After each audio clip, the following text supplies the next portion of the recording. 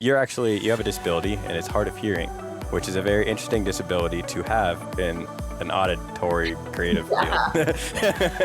So what does that look like in your life, and how do you manage to, overcome that and with your disability and still work in the field that you're passionate about? So it's really not all that hard. I wear two kids and they're very small. Those are show you. Yeah. Those are so cool. Those are tiny. They are, and they still blow my mind. I've had hearing aids since I was 4 years old, and I still am absolutely impressed by them. But I know it's a little odd. I have all this passion for this music and happen to have a lot of trouble hearing sometimes. But I do believe that there was something that drove me to being closer to heavy bass music, just based off of the fact, you can feel the music a lot more than you could like a classical music.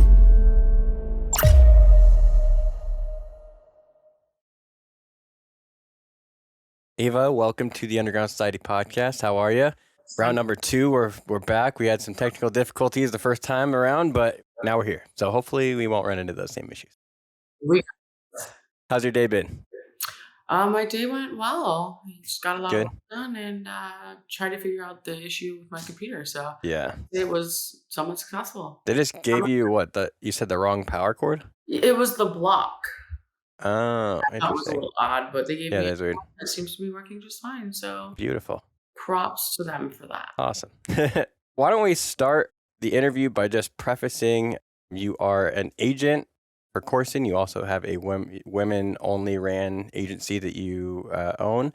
And then we'll get into some other stuff later, but why don't we start there? How did you get into the industry? How did you become an agent? Give me the story of how you really started your career. Yeah, so I was teaching at the time, kindergarten, and essentially someone I knew needed help with their music project, and there was an agency who was willing to teach me the ropes and take me in. There were people that believed in me, which was really cool. They said that I was cut out for it, and an agency took me in and started showing me the ropes, and from there I kind of just kept snowballing into picking up more artists and ended up going to a different agency, growing and learning more, and then I ended up... Did you start independently, or did you start with an agency at first? I started with Cybergroove. Oh, okay, cool. Yeah. And they were super kind to me. They were very friendly, and it was a nice introduction to the back end of the industry. And then I ended up growing from there. I went to a different agency and then picked up some more artists, and, I ended up starting Seaview, which is the agency that I own. And after that, I ended up getting in touch with Corson, and they reached out to me saying that they needed some additional help and that they were willing to show me their ropes and kind of build me up there. And I absolutely took that offer. Nice. How long have you been in the industry full time? Full time was only just this year starting. Oh, okay. Wow. Yeah. Wow. So it's been quite. When did you start? When did you start working for Cybergroove? I did that, I think it's 3 years ago. Okay, so you're just in the last few years is when you started. So before this, what were you doing career-wise, and did you have a different direction before you got into music? Yeah, I was a teacher actually, and wow. Yeah, that was wonderful. I loved that. But I figured with an opportunity like this, you really just have to take that and go for it. Yeah, teaching if I wanted to. Did you have a love for music? You had obviously a love for music early on. Was being in the music industry or working in the music industry ever a thought, or were you just like, I'm going to be a teacher and then do this kind of on the for my free time? I was planning on having a pretty regular 9-to-5 teaching job for the rest of my life. I wasn't planning on anything music-wise, and I didn't think it was really an attainable thing for me to, be able Most people don't. I'm not really all that talented music-wise. So other than a little bit of dabbling in the piano here and there, I didn't really have a whole lot of ins. So I was really grateful that I was given the opportunity that I was. Right. So tell me about your women's ran. How did that start? Where did that? I had an idea in mind because I wasn't working for any other agency at the time, and I didn't want to stop working. I didn't exactly want to go and apply places. Hmm. I wanted to just sit there and work on myself and see what I was capable of, and that turned into me, filing for an LLC and hiring agents, and on top of that, ended up having all these really good artists who I ended up, being friends with that stuck with me. And Right. yeah, it's been a really cool experience. I definitely was a little bit overwhelmed in the beginning, and still am some days. But Yeah. What do uh, you running primarily put your energy into on a day-to-day basis? Corson stuff, or is it split, or is it your stuff, or definitely Corson more now, okay. especially since that's a huge priority for me. There's a lot of growth there, and it's a well known and respected agency. So even the fact that I get to be there, I just feel very lucky. So I want to make sure Right. I put as much as I can to that. With your agency, let's just call it that. With your agency, is that how do you why didn't you just convert into that and not and still take the opportunity with Corson if you already had your own thing going on? I continue with it. I still have it. Right. I still give. But why both, I guess is my question. Yeah, I still do outreach for everyone that's on there. I'm in communication with a lot of the artists still, trying to make Mm. sure that everyone's at least So it's getting primarily because something. the artists on the roster need that spot still, basically. They need someone to do that. Well, no, I also love having that the freedom that I do there to it's nice to have my space and I get to make all the choices. I get to Mm. choose all of the artists that come onto it, and I get to choose who works with me, and that's a really cool thing. And I didn't really picture owning a company at all. Yeah. Do you have any like family or anything that are entrepreneurs or started their own company or anything like that? Or do you have any like guidance to look at? Not really. My mom is actually a huge heavy hitter in corporate America. Oh wow. She's a brilliant businesswoman. Has just paved a lot of pathways for women in general and just people in general in the business world. So she's definitely someone I've looked up to for things like that, but that was never a passion or a thought of mine. Interesting. This happened. And I'm Yeah. So it was primarily just like that the concept kind of came from just just I wanted leaving just them because you to wanted. Yeah, it's cool. That's so cool. Yeah, I love just hearing people's story of why they stepped out on their own and why they become entrepreneurs. I think that's just I wish more people had that mindset of just like if I'm not getting an opportunity somewhere else, I'm gonna make my opportunity. Yeah, yeah.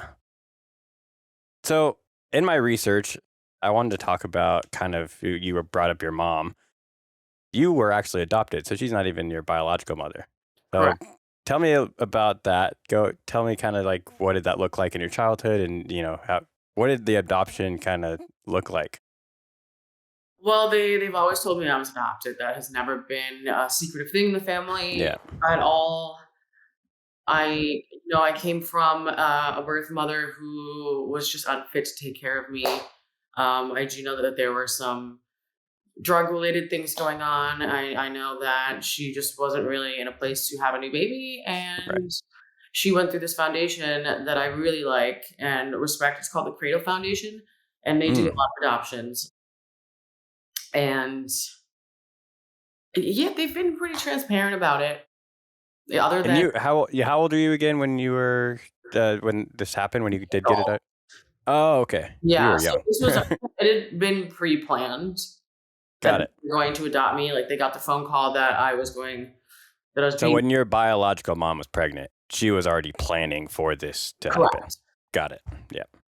Interesting. So what did growing up with an adopted family, did you feel like you were at a disadvantage at all being adopted, or did you feel maybe different than other people because you were adopted, or was it pretty normal for you since it was at such a young age? It's definitely a little bit different, but I Yeah. wouldn't say that I had any disadvantages to it. I think the latter, really, a lot of advantages. Yeah. If your biological mom wasn't fit to have a kid, yeah, you probably had like a better opportunity with life. Yeah, and being in that situation. Yeah. they've really taken the time to help mold me as a person and, emphasize my strengths and help me on my weaknesses. And they just do what parents do. And there's no guarantee that I would have had that anywhere else. Maybe it could have been, maybe it could have been worse. You never know. But I think I was dealt a pretty good card. You said strength and weaknesses. I'm curious. What would you say are some of your strengths? Let's start there. I also want to ask about some of your weaknesses, Oh, but Lord. I would say that I'm resilient and passionate. yeah, Those are you need strengths. both of those in this industry for sure. Yeah, I don't really give up easily, especially Good. very into. And weaknesses, I'd say that, I do get discouraged easily, but I don't let that's where the resilience steps in, where, I'll overcome that Right. pretty quickly. Mind over matter type of thing. Like, Yeah. I'm doing this no matter what. Yeah.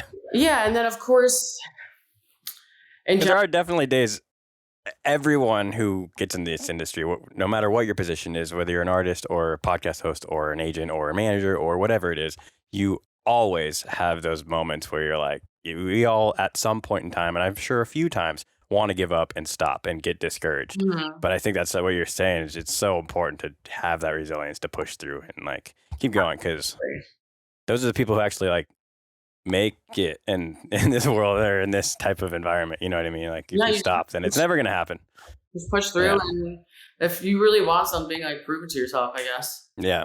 Yeah. Going back to your adoption, I saw on your Instagram that you recently met one of your biological siblings. Yeah, so that was actually a while ago, but Okay. I I always dig back to like bottom of people Instagram when I'm Yeah, doing I research. love So love that. I do the same thing to so many people. I don't care. yep. Creepy. I want to know everything. Like, Yep. I'm like, oh, your niece is nephew. By the way, your Instagram is gigantic. You have a lot of. So you're like it's an older page with 2011 was the bottom of it. So there's a lot of old pictures. I like the dedication. Yes. Well, I guess the first person who I met or found out about, I was on Facebook. I had a little bit of information from the adoption files that were in my mom's office in her filing cabinet, which I was actually not allowed to be going through. Damn. I did. And, I went on Facebook and I'm looking for certain people's names, and I played the CIA agent, basically, and just... Well, yeah, I would imagine when you're in that position and growing up, I had a step sibling we'll get into in a second. But other than that, like I was pretty much an only child. So as I was saying, yesterday when we were talking, it's weird. I would have it be like trying to put myself in your shoes at that point in time. I would completely go into FBI, CIA agent. Like I want to know who I'm biologically related to. So of course, yeah.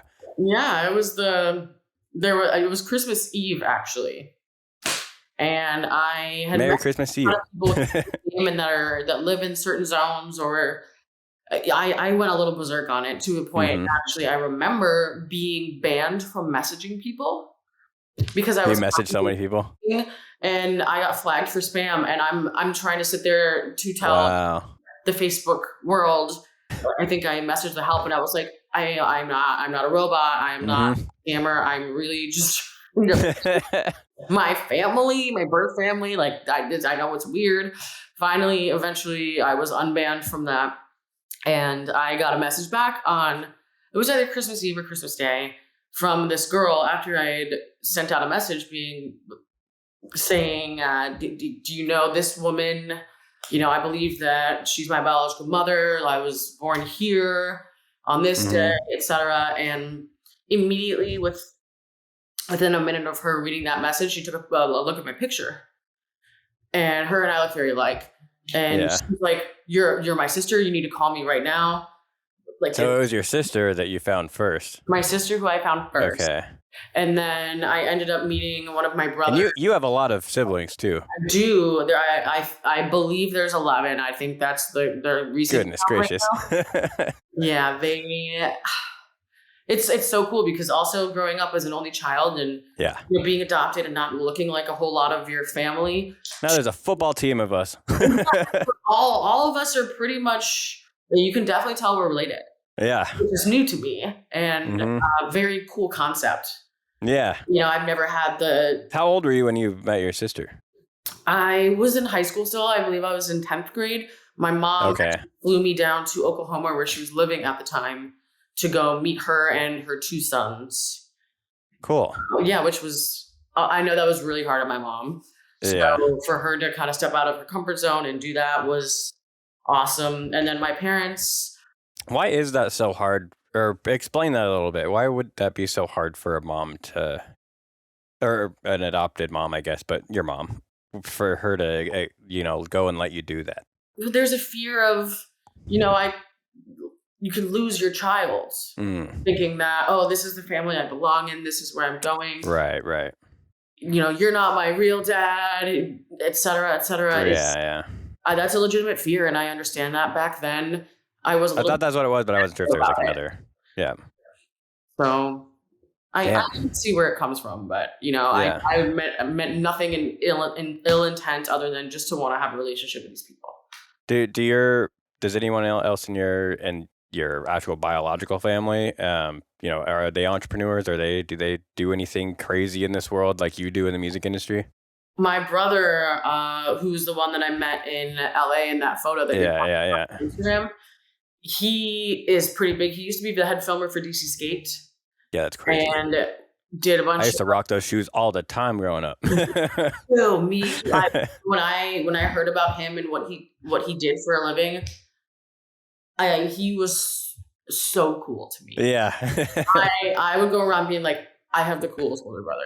My brother is the head filmer for DC Skate, and he has GoPros, and they send him a new one every.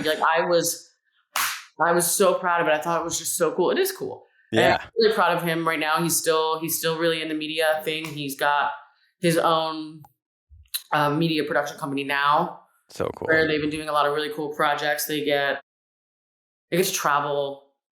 He still films skateboarding here and there. He's huge on TikTok. He's still really cool. He's that guy. He's him. I definitely look up to him a lot when it comes to just an industry-wise kind of thing. I know it's a little bit of a different sector, but... Oh, yeah, but very, there's still... The journey's very similar, I feel like. He's well-respected, so... Yeah. Anything that's, a creative, lane or anything that's, entrepreneurial, it's all, I've found just from listening to other people and listening to podcasts, it's all, a very similar... Or, professional sports. It's all, dedication and time and just, really... devoting your life to it. So if anyone becomes successful off, anything that they're passionate about, I know how much that takes. So I wanted to ask, you were saying how much he travels for his job. How much does an agent travel? How much do you travel for your job? I definitely travel a lot more than most people I know. Okay. You're thinking of it. I'm thinking of an agent. It's mainly computer work, mainly on the phone. It's an office job to a certain degree. But how often do you actually travel for a show or for business? Often. Okay. I actually have a pretty wild travel schedule usually. I like to be present for at least some of my artist shows or even, friends' artist shows to be supportive and also to get a personal relationship with those promoters and those talent buyers and the people at the venue that isn't just an email. For me, I think having a personal face-to-face means a lot. Yeah, right. And it's different. And, even if they don't like you, they'll remember you and you're not just an email, I think there's a lot more to putting a name to the face or, actually making it in person. It makes such a big difference. I think that works either way. Yeah. No, I just think that there's a lot of value there and it does get expensive sometimes, or it does. Yeah. Who pays for travel expenses? Is it the agency that you work for, or is it out of your pocket, or how does that work? No, I do myself. Okay. But I mean, sometimes as a team we'll go to festivals together or something and Right. all of that. But no, travel and all that stuff that's all a You person. cover. Yeah. Yeah. That's cool. Yeah. I would be going to these kinds of shows anyway. True. It's kind of nice to just be You able get into this because you want to be around it more. So why wouldn't you travel and go yeah, to things? I Yeah. I got the good end of the stick there. Right. Yeah. Where are you located right now? I live in South Florida. Oh, wow. Okay. Yeah. Very cool. It's Basically Boca Raton. okay. Mhm. Florida, Denver, I feel like are becoming bigger hotspots than like LA. Like LA is still like a hotspot, but ever since like COVID, I feel like people have moved away from there and moved to other areas. So how big is Always happening. Always yeah. happening, especially in the bass scene. Yeah, Florida's huge. You cannot go wrong with Denver. I know. It's kind of cliche sometimes to some people, but Yeah. Denver's really got it going on. Talking about you working in the music industry. Another thing that why I wanted to bring you onto the show today was to talk about you have a disability and it's hard of hearing, which is a very interesting disability to have in an auditory creative Yeah. field. So what does that look like in your life and how do you manage to, overcome that and with your disability and still work in the field that you're passionate about? So it's really not all that hard. I wear two kids and they're very small. Let me show you. Yeah. They're Those are so cool. Those are tiny. They are, and they still blow my mind. I've had hearing aids since I was 4 years old, and I still am absolutely impressed by them. But no, work wise, it's I know it's a little odd. Yeah. I have all this passion for this music and happen to have a lot of trouble hearing sometimes, but I do believe that there was something that drove me to being closer to heavy bass music, just based off of the fact of, you can feel the music a lot more than you could like a classical music. Yeah. If I go to see a symphony, that is a lot You less. can't. Yeah. Yeah, it's not quite as fulfilling, I have to say. Which Bass music is especially bass music or dance music in general, but it's very much like you dance along to the beat, to the rhythm, and you definitely can feel that, especially at a live venue. yeah. Yeah. And I know that's the case for a lot of people who are deaf and hard of hearing and love to attend concerts. If you can feel that, even by the sub or by the speakers, it's accentuated for a lot of people who are deaf and hard of hearing as well. Because your senses, if you're missing one, they tend to heighten the other ones. Yeah. And I wish that was something that you could show someone.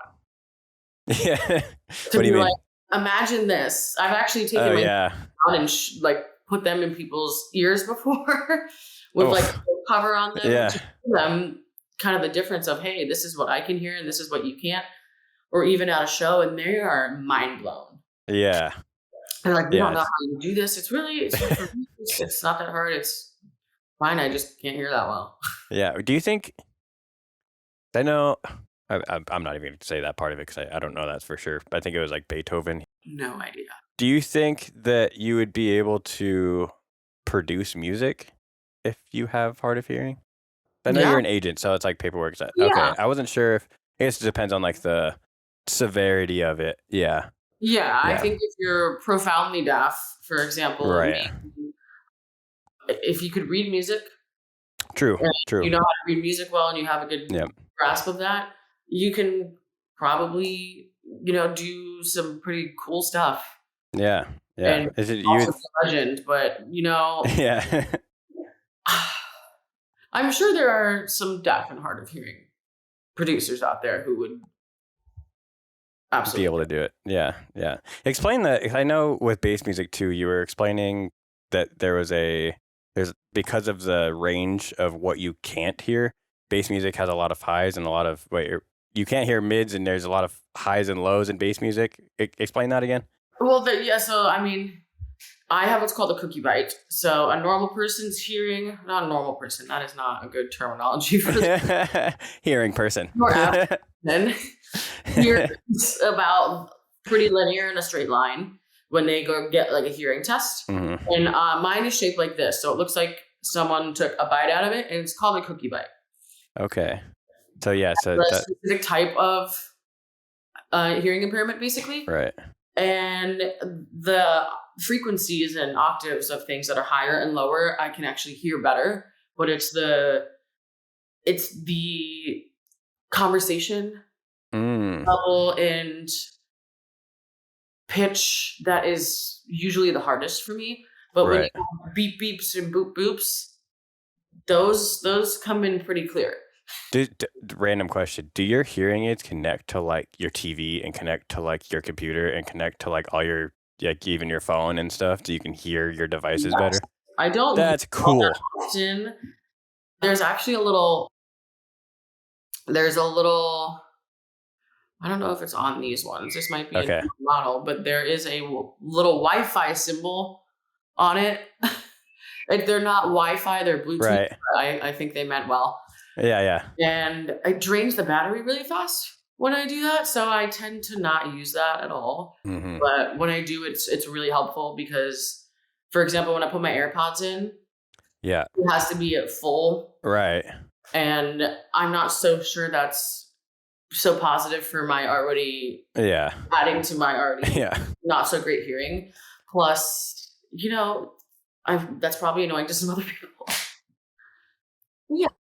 My next question, you wear your hearing aids still at shows, correct? Or do you take them out at shows? I do. So my audiologist, this is before I even started working in music or doing anything, really, she knew that I go to shows and the kind of music that I like to listen to. And when I was explaining some frustrations about the way that some of the sounds were coming in, we sat down and you can do programs on them.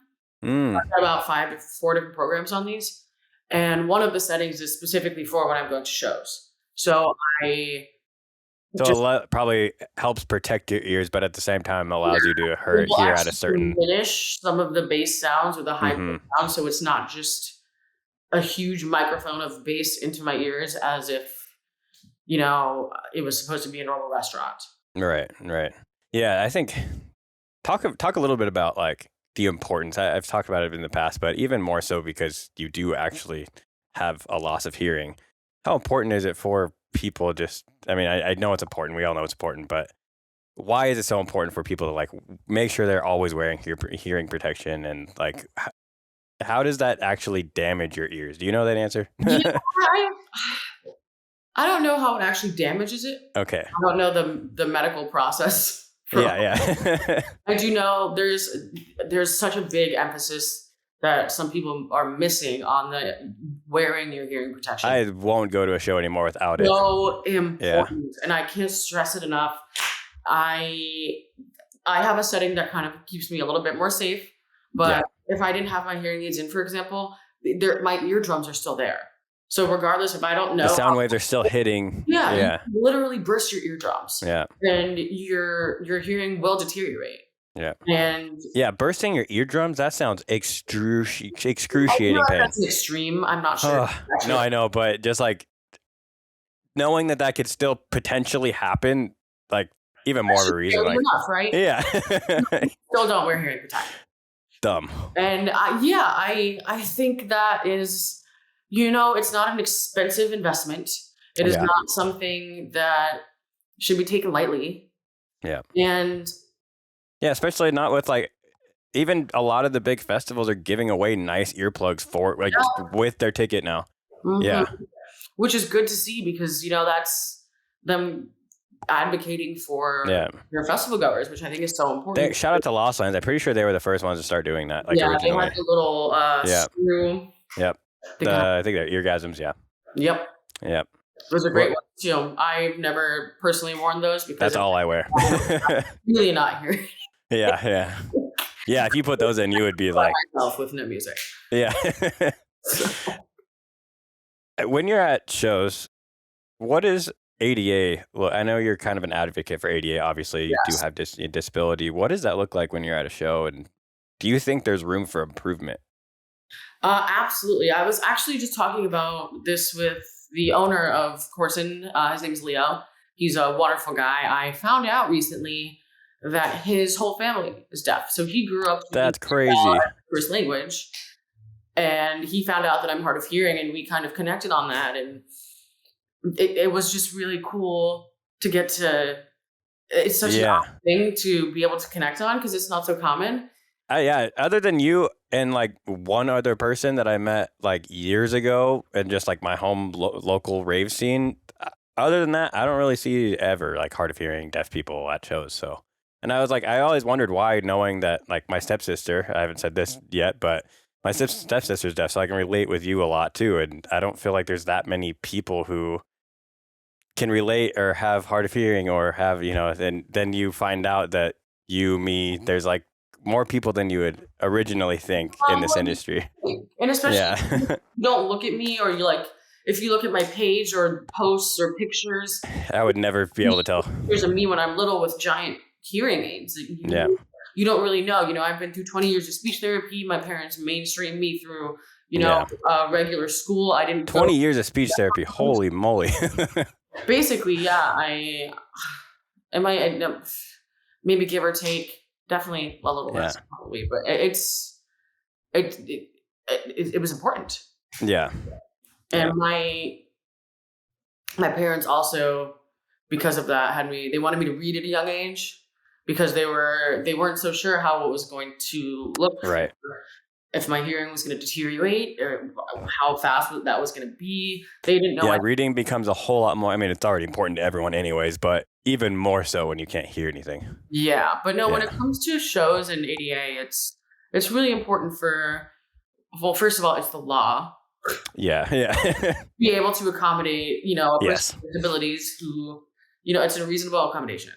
And a lot of people are like, how do you accommodate for that? You know what I mean? Yeah, because a lot of people, you think of hearing aids, you're kind of self-accommodating in a lot of ways, but then it's like, how does a show provide that?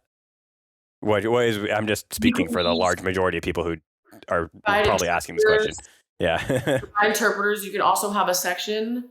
I've heard of this before. You can have a section that's a little bit closer to speakers, or that's an elevated platform that you can actually feel. Right. Yes. Because the floor will shake sometimes. A little bit of a railing, you can feel that. You can feel the change in rhythm. You can feel the change in even pitch sometimes. It's really cool. But I do think it's a fairly easy thing to accommodate, especially when it just comes down to if you're fluent in ASL and you fully almost can't hear, or you need an ASL interpreter, that should be easily provided. What does that look like? Because I don't always see it at shows, especially not in EDM, because it is like dance music. More music that you could feel, not always does it have words to it. What does that look like when there is more just like, how do you even say that? Music without words. I've actually seen this at Lost Lands, that they had an interpreter at the ADA section at the main stage. And interesting. I've never seen anything like that. Yeah. I believe it was Subtronics. Sick. And somehow this woman is signing Subtronics. I don't speak ESL. Really, my parents, didn't really have me at all involved in their culture or anything like that, which, I feel a little left out on, but it's okay. Yeah. I'll get there. But it was so cool. Right. And you can see the expression and that's what we were talking about yesterday too, is just like the way that you sign sometimes you brought up tone yesterday, but like the way you signed, like the body language is your tone when it comes to ASL. Like you sign something hard, it might mean you're angry. You sign something soft, it might mean something, you're tired or whatever it may be.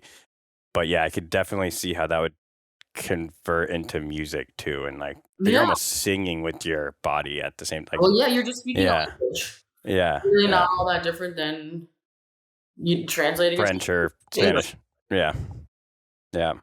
Interesting. So do you think there's any, I mean, other than seeing that one person at Lost Lands, and I've seen it at other shows too, but what do you think that we can do, maybe either as a community or as, obviously where you're hearing protection, but as a community, or for just to better help maybe make hard of hearing or deaf people feel more welcomed into our scene, because there is, I feel like, a big separation most of the time. Yeah, so I don't think that depending on the size of the show, of course, but at any festival, even if Yeah. there's not someone who's emailed in before saying, "Hey, I'd like to request to have an interpreter," Yeah. that should just be there.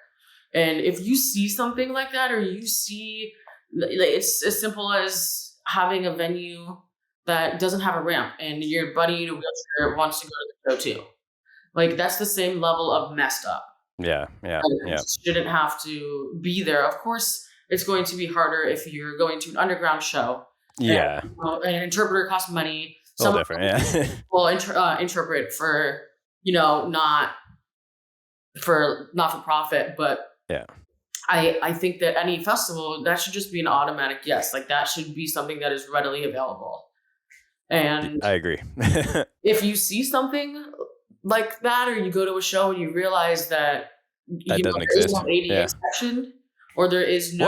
What can you do as an attendee if you want to bring attention to that, or you want to fix that? Whoever throws that event and be like, Okay. "No, I noticed that you don't have." Because people companies can get fined for that, right?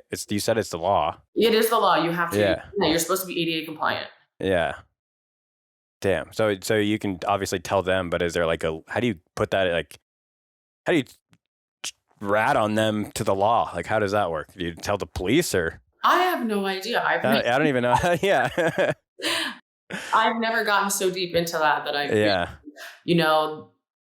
There was a story one time that you brought up the ramp thing, and just that's a good kind of thing to relate it to. But there was someone who told me that there was some guy who pretended like he was in a wheelchair, and I think this was in Sacramento. I grew up in Sacramento. Pretended that he was disabled in a wheelchair, and he went around to different restaurants and different venues and all kinds of different places, and somehow ratted them out. And he I don't know if he got paid for doing so, or there was some benefit in it for him that make sure that they were in compliance. Yeah. Well, I mean, it's a great thing. I want more places to be compliant, but I thought he maybe got paid from it, or I don't know. He was doing it for a while. We should have undercover. Yeah. We should have undercover deaf community. Right. Different festivals. It's you don't have an interpreter. I'm telling on you. No, but if you request one, it's supposed to be, available to you. There's a sometimes, at a show or a smaller show, if you're going somewhere and it's not a huge event being thrown by, a big company. Something smaller is a lot more understandable, but if you also need an interpreter like that, you probably know someone who's hearing or is not, or you have access to that. But no, because there's a whole, especially for deaf people who actually need interpreters. I know my sister, when she goes to the doctors, she pays someone to go with her. Correct. Yeah. Yeah. And no, but the big name festivals, big venues need to have them. Yeah, for sure. There's a reason why they shouldn't, because you shouldn't have to sit there and email and let them know that, hey, this is my disability and this is what I need help with. Am I going to be okay? Yeah. You shouldn't have to think like that. Right. How did that look with? I mean, obviously your parents didn't adopt you knowing that you had this because you were 3 days old, but how did that work with them? Were they very accepting of it early on, or was it kind of just how did they? Positive about it. Okay. They made sure as soon as my dad figured out that he had me at a reading tutor at 3 years old, he wasn't sure what was going on. You're gonna read, you're gonna write, you're gonna be very literate. Literally, yeah. Every single way possible. Yeah. Which actually did me so well in life, of course. I bet. I got my first hearing aids when I was about 3 or 4. Okay. And when did they know? No idea. I think it was a doctor. It could have been a doctor. I don't remember, but do they do hearing tests regardless for all throughout your life? But yeah, it could have been anything from me probably purposely ignoring them to maybe right. Or I could have just been a toddler. You never know. But they did it, and it does turn out that after I figured out from some birth family information that is genetic, it comes from my birth father. And my brother, whom I was talking about before, who also kind of works in media, he also wears hearing aids as well. Interesting. How many? Okay, so out of the 11, how many of how many of out of the 11 do you know have? Is it just you and your brother, or is it more of you? We have 2 of my brothers and me. Okay, cool. So it's throughout. Okay, interesting. So interesting. Yeah. You said you wish your parents got more into signing, or you wish that they stepped in a little bit more. How would you have liked that, or what would you have wished that was different? In my head, the way that I almost thought about it was, like if you adopt a child from a different country, Mm-hmm. for example, I think it's respectable and the right thing to do to, respect and honor the culture of where you Right. come from or where you came from and teach them. That is a good comparison, because there is a good, or not good. There is a distinct difference of like there is a deaf culture in the world too, of the Yeah. people who are deaf. Like there is such a thing, deaf pride. Like there Yeah. is, it's a whole culture. So It's a yeah, huge world. There's a huge, yeah, it's a giant network of, so many people. It has its own language. It is a culture. yep, And yep, just similar as to, that you should learn and, teach your kids where they come from and to be proud and learn customs, languages, traditions, things like that. And you can even break it down to like religion. That's like a similar thing where I could have been at least shown and told. I was always told to be proud that like I am, I have ADHD, I wear hearing aids, I am smart, I am this, like, yeah, affirmations yeah. thing. It's always been very clear, but there was never anything past, oh, I just wear hearing aids. Like it could have been cool to be fluent in that language, Mm-hmm. if given the opportunity. Yeah, that's something I brought up yesterday too. We were talking about is like I'm fluent in sign language. My parents are both fluent in sign language. Like my parents at a young age. This is my stepsister. I didn't even know her until I was like 4. So it's even more so. Like our whole family like came together, and even my grandparents who don't even live, in the same house as us, they live in a different city, even took time to learn sign and to be able to communicate. And Yeah. I felt like we as a family really tried to include my sister and like make her feel as normal as possible, I guess. Yeah. Even though she had, yeah. That's all anyone really wants. Yeah. So I do wish that I had a little bit more of an immersion Right. for that Right. growing up. But, I do have a good amount of friends who are pretty deep in the deaf world, who are completely deaf, who only speak sign, and I love them dearly. They've shown me a lot, have taught me a lot. Yeah. I sign like a 1-year-old. We're not getting into that at all. But I'm slowly learning, and I'm hoping that maybe in the next few years I'll have a lot more knowledge and a little bit more. I will say, because it is signing, there's like, it's, I guess the most comparable language to math. I'm much more of a math person than like a English grammar person. I cannot relate to that. So okay, so then maybe this might be a little different, but it's the closest thing to math in the fact that 1 + 1 = 2. Like input equals output. One sign means exactly this word, and there's no like grammar, or there's no like there like 3 different spellings of there. Yeah, like it's just like that one thing. Yeah. So it is. I think in my opinion, it was, and I learned at a very young age, so maybe that's part of it. But it was a much easier language to learn for me than like I took Spanish in high school and middle school, and I took like 4 years or something like that of Spanish in total, and it was so much harder for me to learn the Spanish language than it was There's to learn no conjugation really in sign. Yeah. Yeah. Well, yeah. Like linguistics Yeah. and stuff is difficult as it is, but no, I can see how learning ASL and being able to structure sentences is a lot easier than, for example, Spanish when you don't know it. Right. There's a lot of like there's no sign for like the, so it's like if you're saying like the cat, you're just gonna sign cat too. So there's like shorthand kind of to it as well. So I wanted to move on though. You are also a woman in the music industry, and I know we're in a very male dominated industry. On top of the fact that you are hard of hearing, but being a woman who is hard of hearing in the music industry, what kind of adversities have you felt, I guess, getting into this, if any? I haven't really felt any Adversities. I have not felt it. Wow, that was Okay, I'll when I was writing adversities, because I actually wrote part of this question out.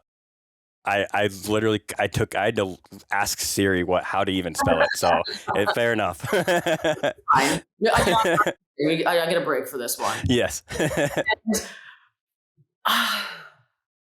gonna have to remind me what I was saying. Yes. What adversities have you faced as a woman, as well as a hard of hearing woman in the EDM world? I wouldn't say that I've really had any adversities.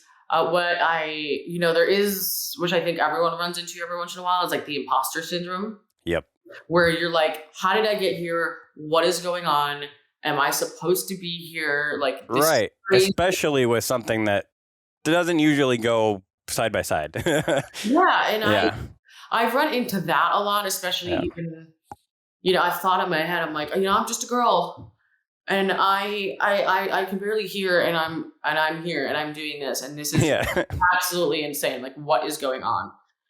That to me happens a lot in my head, and also just making a little bit more of an effort to kind of put yourself out there and show that you have that confidence. And if you can think that you can do it just as well as the next person, like, you have to show that. You really have to. You have to prove it to yourself first. Yeah, you got to believe it first. Yeah, but then I think you really just have to put your foot down and just, you don't make comments about it being like, oh, I'm a woman, this is hard. Like, no, you just do it. I just do it. Yeah. And I don't let that be a controversial thing. That's good. Good. Yeah. I think even more so now, like, it's becoming, I'm seeing more women, even producers, people in the management. I'm seeing so many more females step into these roles. And I think with the newer generation of, people who are coming into the, my age people coming into this environment, I think we all kind of have a different mindset around it, hopefully, where we're like more inclusive. And I've been seeing, at least from what I've seen, it's been more of that, more so in the last 5 years, even than it has been before that. Yeah. There are so many just powerhouses in this industry that I'm glad that haven't been overlooked and that are just, taking charge. Yeah. And not being like, I can't do this because I'm a woman, or vice versa. It's just, you just do it. Was it hard for you to build the confidence within, or how did you build that confidence within yourself, or was it just something that you had? I definitely did not have it at first. Okay. Because I had no idea what I was doing. Like, being new to the back end of the music industry is very overwhelming. Yeah. Especially, it's unlike anything else. So, because you don't know how much work and how many things go on behind the scenes. You don't really think about that. When you're a consumer in this industry, you show up and have fun. Yeah. You show up and have fun, which I realize now was very easy. Yeah. And there is so much to even just going into booking one show. There are so many. It takes so much, and you just never think about that. Like, why would I have ever thought about that? But it's something that I've come to respect a lot, and as you get better and a little bit more comfortable, that confidence just kind of grows. Yeah. And I still have days where I'm like, it goes up and down. I'm not. Yeah. I'm not, crazy. I don't have 100% confidence all the time. And I've heard from some veterans that that really never ends either. I don't see an end to it anymore. Yeah. But I think it's good. I think it's humbling. It helps you remind you of where you started, where you came from, and when I feel like that too, you'll have so much farther to go. I think the best way to get through that too is to step into gratitude. Just be grateful that you are like. I don't believe it's possible, even though I am here. How did I get here? But let me just take a second and be grateful for it, because I'm obviously here for a reason. But what a crazy thing! Gratitude for everything, for this industry, for who I've worked with, for the people who have taught me everything and trained me and just stuck by my side, and my friends who are an amazing support system. Everything. There's a lot to be grateful for. There's also a lot to be stressed out by, but there's a lot. What would you tell other people who maybe are earlier in their careers who might be struggling with their confidence? Because I know, especially early, like you said, earlier in your career, you're new, might be afraid to put yourself out there, especially as artist or, whatever it may be. But what people who are struggling with their confidence and they're earlier in their career, what would you advise them to maybe help build their confidence? I mean, take it slow, because that's not linear. It's going to be different for everyone, but take it slow. Don't forget to remind yourself that everyone feels that way eventually, and make sure that That's why I have this podcast so we can talk about it and like point these ugly things out. And, yeah. You want to reach out to people who love you and care for you and want to help nurture you through everything. That whether that's like family, personal, or in the music industry, but also making sure that you have good mentors who are looking out for you and people that you feel safe to tell, like, hey, I'm scared. Hey, am I doing this right? Because how many times a week I ask myself, am I doing this right? Is insane. Yeah. Because there is no blueprint. Ask. Yeah. And so I think it's important just to learn from others and let that confidence build. Don't rush it. Don't try to build it too fast. Just let it happen. Yeah. It'll build itself. It always does. That's usually, I found myself in that position a few times of just like, why it's been even at like 1 year mark or 2 year mark, you're like, why am I not further along? You're like, well, take a step back. It's only been like this amount of time. Look at everyone else who you're looking up to. They've been in this for at least a decade. Like, so. You'll have your turn. Yes. If you keep working and you want it enough, usually it comes. Yeah. Awesome. Well, we are getting close to time, but I do have a few wrap-up questions for you. Before we wrap up, what are some things that I guess you're looking forward to both in your career and just in your personal life in this year, or maybe is coming up in the next few years? I am looking forward to, learning more at Corson and getting all of that cool information out of all these, veterans of the music industry, and just taking all that in. And again, just it's a good spot that I get to have people to teach me things. And I guess in personal life, one of my brothers just had a new baby. Oh, nice. So you're an aunt. I am going to meet her soon. That's awesome. That is going to be my entire personality for probably as soon as I meet her. So. I am aunt now. I have a lot of nieces and nephews, but this is the newest one. So okay, got it. We have to showcase them. Got it. Yeah. And I'm very excited. I cannot wait to squeeze her and post her 1 million times on Instagram. I've already sent like 6 packages. Nice. Little cards. I did a Valentine's thing for her first Valentine's card. I'm going a little bit overboard, but I'll calm down eventually. I would again, going back to just knowing your story now, and now that people have also heard it. Now that we're at the end of the podcast, it's so cool that like me putting myself in those shoes, like not having a family, not ever thinking that you would become an aunt someday, not ever thinking that you would have a bigger family someday. And now that it's there, you're like, you want to pour all you have into it because you never thought you were going to have it. I want to give these kids everything. Yeah, that's so cool. I have a lot of, I cannot give you a number off the top of my head because I didn't ask, but there's a lot, I have a lot of siblings. Yeah. So they also have spawn. Yeah. Now, I have so much love for every single one of those children, every single one. And it's all so different. Cool. And it's all. Do you want your own kids someday? Absolutely. That's awesome. Yeah. Absolutely. Cool. I have a ridiculously high maternal instinct for some reason. It might come from the nieces and nephews thing, or only child, I don't know, but definitely would love to have a family of my own someday. That's awesome. Going back to your career, these are the last couple questions that I always ask at the end of every interview. But first one is if there was one piece of advice you could give yourself when you first decided that you wanted to take music as your career and step out of teaching and get into music, what advice would you give yourself at that point of your journey? Listen to all the people who know more than you. Yeah. I would have listened to a lot more people and kind of taken steps differently and be a sponge. Yeah, I think I would have just maybe trusted some other people more. Learning lessons, though, and sometimes you got to go through the fire to learn from it. The hard and I am some of this. Yeah. And then last final question, I started asking this just to kind of give me a good idea of who some of our guests maybe want to see on the show as well. But who are 3 people that you know who you would like to see on this podcast after you? Honestly, this is going to sound so goofy, but Shaquille O'Neal. Okay.